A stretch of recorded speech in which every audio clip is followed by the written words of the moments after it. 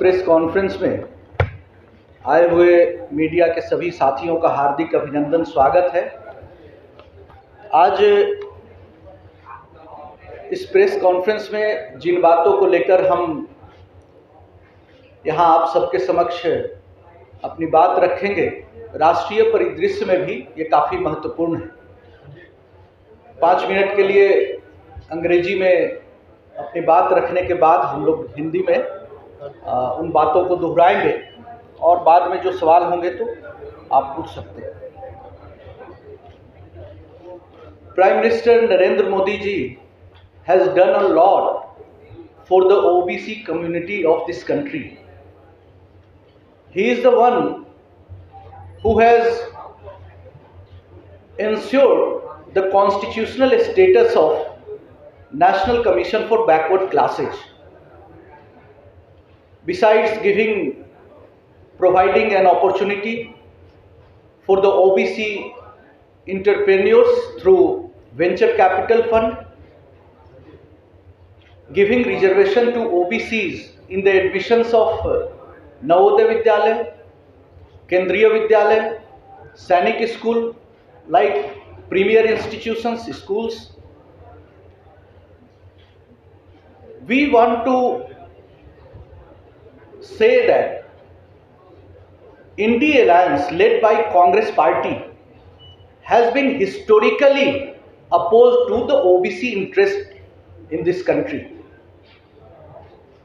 Everyone knows that how they have treated the Kaka Kalelkar Commission and the Mandal Commission and threw them into the dustbin of history. But it is our party, Bharatiya Janata Party, which has ensured not only the formation of Mandal Commission but implementation of Mandal Commission. And now there is a conspiracy going on in this country to dilute the OBC reservation. In all the states wherever Congress party is in power or Congress supporting political parties are in power, they are ensuring that the Muslims en bloc be given reservation within the quota of OBCs. It means OBCs are losing its right to get share in the jobs and power centers of this country. We are opposed to this policy tooth and nail. BJP will ensure that OBC reservation is not diluted and OBCs must get its due within the reservation policy. Already the OBC Muslims are getting reservation through Mandal Commission. But why there is a need to include all Muslims at par with OBCs? The upper caste Muslims are termed as OBCs and given reservation. A separate quota for Muslims are being created within the quota of OBCs. It is completely wrong, uncalled for and unconstitutional. And in the coming days, the way India Alliance people are playing with the interest and sentiment of OBCs, I think there is a need. The time has come when all the minority institutions in this country must provide reservation for SC, ST, OBCs, not only in reservation, but in the jobs of all these premier minority institutions.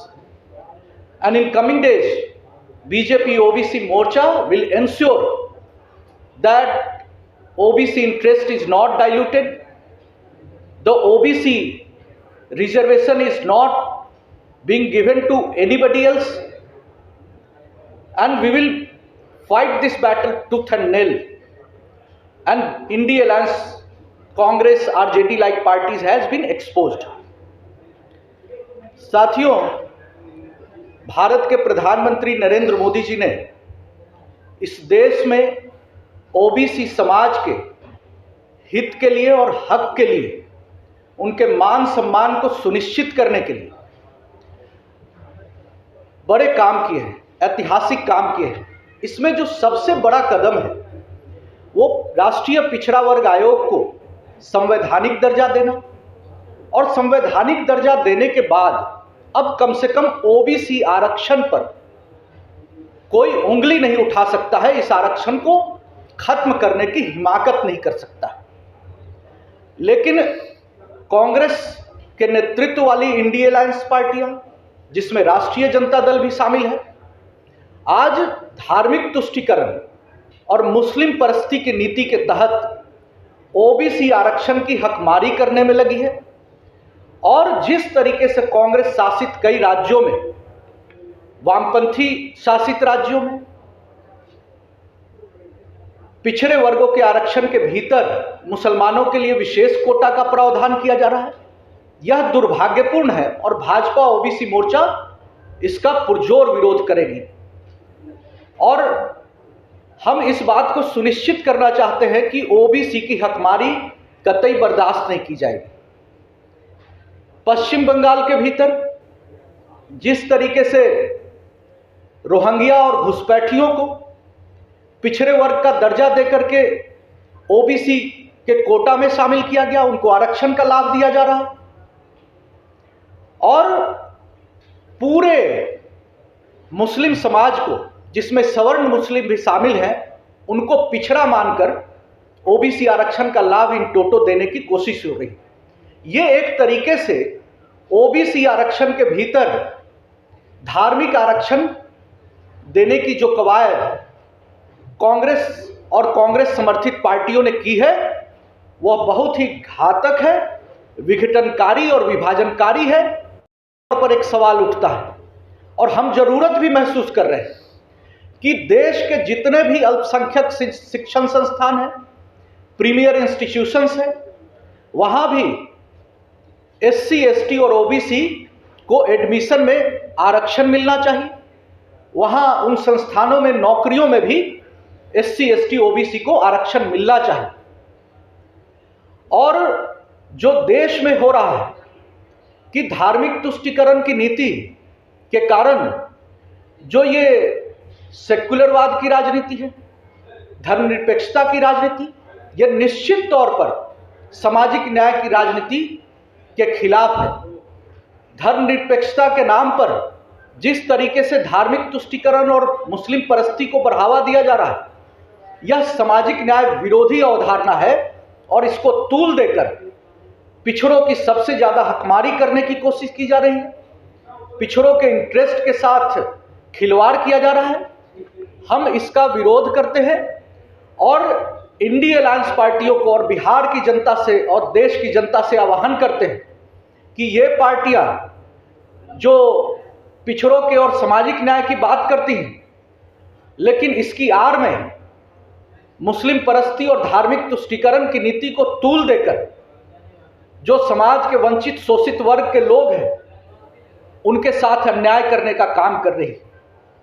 हम प्रधानमंत्री नरेंद्र मोदी जी को कोटि कोटि धन्यवाद देते हैं कि उन्होंने सामाजिक न्याय के पुरोधा कर्पूरी ठाकुर जी को भारत रत्न देने का काम किया है, और इससे हम पिछड़े अति पिछड़े समाज के लोगों का गौरव मान सम्मान बढ़ा है। आने वाले दिनों में ये कांग्रेस की चाल, राष्ट्रीय जनता दल की जो चाल है कि ओबीसी आरक्षण में मुसलमानों को जगह देकर ओबीसी की हकमारी की जा रही है, तो आने वाले दिनों में निश्चित तौर पर राष्ट्रीय पिछड़ा वर्ग आयोग से भी और प्रधानमंत्री जी को भी हम पत्र लिखेंगे कि एक निश्चित तौर पर इसकी समीक्षा होनी चाहिए।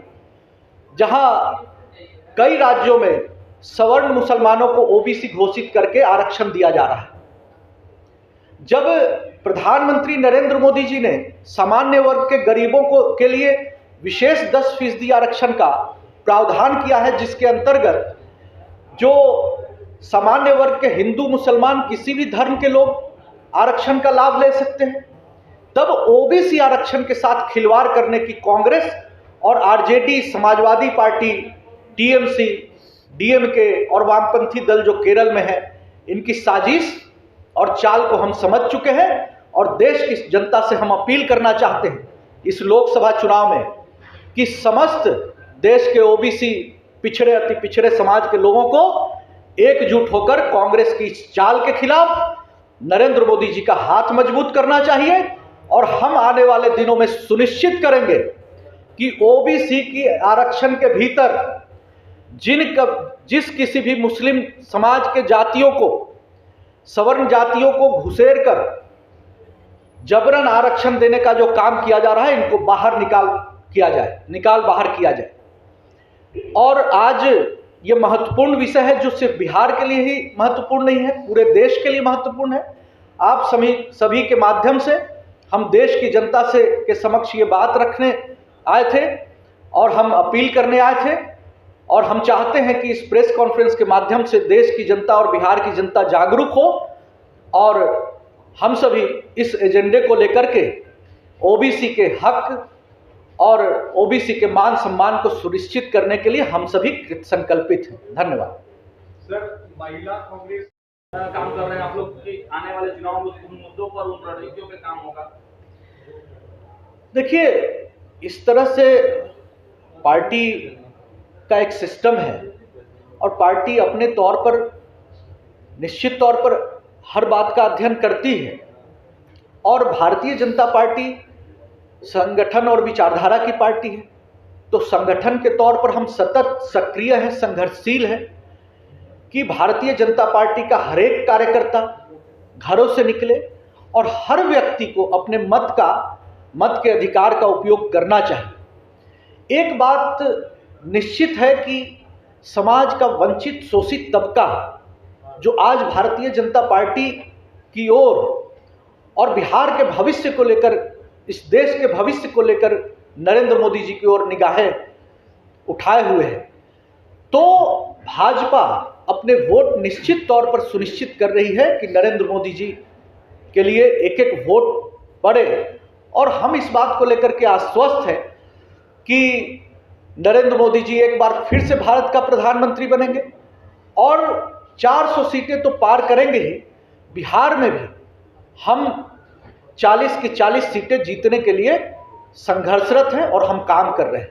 निखिल जी एक सवाल। देखिए, प्रधानमंत्री नरेंद्र मोदी जी समाज के वंचित, शोषित, गरीब, ओबीसी, अति पिछड़े समाज का प्रतिनिधित्व करते हैं और इस वर्ग से आते हैं। ये हम सब के लिए गौरव की बात है कि हम सभी के वंचित, शोषित तबके से निकला हुआ शख्स आज देश के प्रधानमंत्री के पद पर काबिज है, जिसने भारत का मान सम्मान पूरी दुनिया में गौरवान्वित किया है।